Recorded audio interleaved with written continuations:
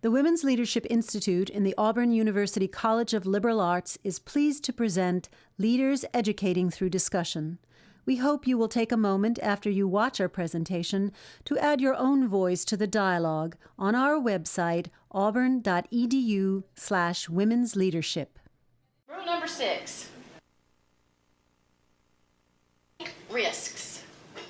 Take risks. You hear that all the time, don't you? You know, if I run, I may lose.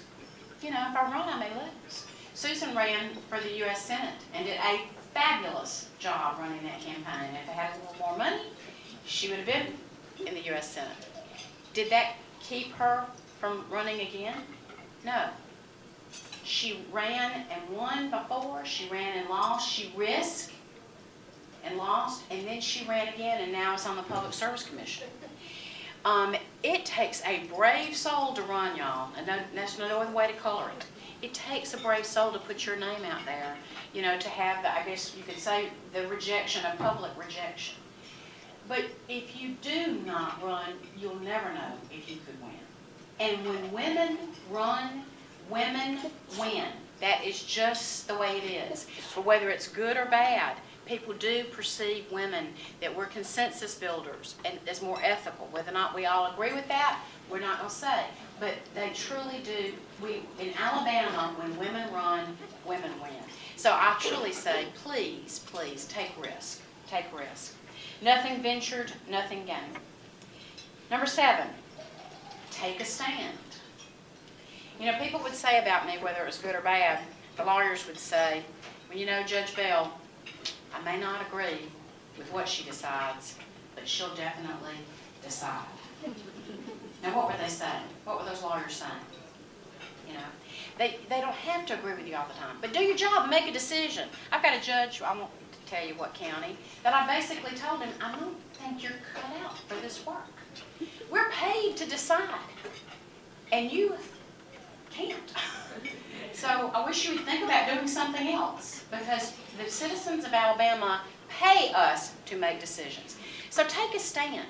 Take a stand. Be a person of conviction. Have those convictions and tell people. Don't be afraid to stand up, even if it's disagreeing with other folks. Be a person of your convictions and be willing to take a stand. You know, we took a stand early on increasing the tobacco tax for it to go to a new fund that we drew up legislation called the Children First Trust Fund. It's now the law of the state of Alabama. We didn't get the tobacco tax passed. We made a lot of folks angry in the process because they didn't, we had a lot of tobacco lobbyists at that time. But we were able to finally get it passed. 55% of the tobacco settlement monies came and go to that fund, and all that money now, $60 million plus, goes toward programs for children. It was basically taking a stand saying, how could you be against an increase in tobacco tax knowing it's going for vitally needed services for children? Number 8, be persistent. You know, you just don't give up. How do you win a whitewater raft race? Do you know how? You stay in the raft. You stay in the raft. You don't necessarily have to be first. It's that getting across that line. And it's basically not taking no for an answer. If you know what you're doing is right, and if you know it's going to help people, then it doesn't matter if they tell you no. You just keep after it, and after a little while, I promise you, the persistence pays off. I got appointed at age 25 and became one of, if not the youngest judge in the state of Alabama, right out of law school. 3 weeks after I became a lawyer, I got sworn into the bar. Now, is that the way to do it? No. I've now supported and helped pass a practice requirement bill for judges because our pay now is still not what it ought to be for trial court judges, but certainly is very competitive, and there should be practice requirements now. But I was able to get that appointment literally right out of law school. There had been a 4-year vacancy in the judgeship in my home county because you had to be a resident of the county and have a law degree. And the person that had gotten the first initial position had stepped down because he truly was thought he could make more and probably did make more money in private practice. I got that appointment, and it literally was going to person, you know, just not taking no for an answer, saying, I want to come home and serve the people of Connecticut County. Number 9, know the difference between friends and allies. What does that mean? What that basically means is, and I think men get this better than women many times, is that somebody can't be with you all the time, because if they're a person of conviction, they're not always going to agree with you. But know who are your allies and who are your friends. Your friends are going to be with you no matter what. But your allies are ones that can help you on this certain project or another project. They might not could just help you on the newest one, So know the difference between your friends and allies. Number 10, dance with those who brung you. Dance with those who brung you. Do not forget who your friends are. Now, does that mean doing anything unethical or anything? No. But loyalty doesn't just come up. Where does it go? It goes back down. Isn't that true, Dean? I mean, you cannot have a loyal faculty if you are not loyal to them. If you do not watch their back, if you do not help them, you simply cannot. These people that are leaders, that, it's all about me. No. It's all about everyone that's helped you. So dance with those who brung you. Number 11, follow through. This is one of my favorite. Please put this on your wall, ladies. The rooster crows, but the hen delivers. Follow through. Follow through.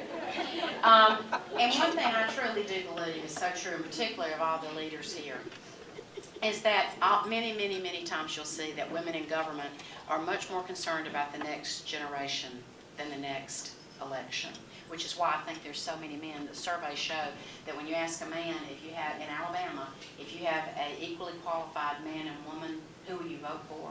50% of the men in Alabama say they will vote for the woman. And 50% say they'll vote for the man. So you see, whereas women, about 67% of the time, they'll say they'll vote for the equally qualified woman over the equally qualified man.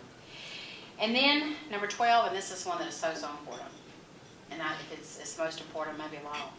Never, ever, ever, ever forget that you are a woman. Ever. Eleanor Roosevelt said, and I quote, I have never wanted to be a man, but I have wanted to be more effective as a woman. We have got so much going for us. It's just a matter of us reaching out from that comfort zone to be the success that we were intended to be and to help others. Now let me close. I mentioned my daddy. My daddy, run, run. It was so involved in every campaign that I've had 5 successful campaigns because of the support of many in this room and others. When I decided to run for the Chief Justiceship, I can imagine that was an extreme task. My husband was phenomenally supportive, and my family and friends had so much help from so many. But we worked for about a year and a half or a little longer in that campaign. And in 2006, the election was November of that year. I didn't have a Democratic opponent. In 2006, my father, who's my biggest cheerleader by far, had a serious stroke. And it made it so difficult because he got aphasia and he had a difficult time communicating. And my daddy was quite a talker, and I know y'all find that very hard to believe. But he worked, and we got speech therapy, and he made some real progress, and we were really excited about the progress. But it made it very difficult because he couldn't do what he normally done, putting up signs and all these things. He was 84, and but he was able to see me elected. He wasn't able to come to the victory party. He was able to see the tape from where I was sworn in, even though he wasn't able to attend. And literally, I spent with them New Year's Eve before I was sworn in, and I checked on him right at New Year's, right at 12 o'clock. And he was awake. I slipped in and lay down beside him, and he looked at me and he said, "Hon, you've made it to the big time, haven't you?" 4 months later, he had that serious life-ending stroke, and he was taken from us. The next day, when we're there about to go to the funeral home, this sweet postman named Gilbert Hardin walks in, knocks at the door, about 8:30, and he says, I couldn't just drop the mail off. I had to come tell you how much we are going to miss your daddy. We loved your daddy. I loved your daddy. I said, thank you so much, Gilbert. We appreciate it. He said, please let me do something. And we said we didn't know what that would be. He said, oh, let me do something, let me do something. And we told him we didn't know what that would be. And he said, you just don't understand. He said, my daddy had to work all the time. My daddy had to work all the time in order to make ends meet for us. If it had not been for your daddy, my little brother and I had never been in the woods. We'd never hunted a day if it hadn't been for your daddy. He said, when I was walking up to your daddy's door, I noticed that there were sticks in the yard. Would you mind, at the end of my shift today, can I come back and pick up the sticks in your daddy's yard? When we looked up at 3:30 that afternoon, without coming to the door and even knocking again, we looked out and saw Gilbert Hart picking up the sticks in my daddy's yard. So I think the challenge for all of us is twofold. One is that unexpressed gratitude is like no gratitude at all. So Gilbert's gratitude was not unexpressed. It was very expressed, was it not? He came and was able to give in the way that he found to give. But secondly, I tell that as a tribute, of course, to both my parents, but also as a challenge to each of you that we live our lives so that when our end comes, someone is going to want to come to our house and pick up the sticks.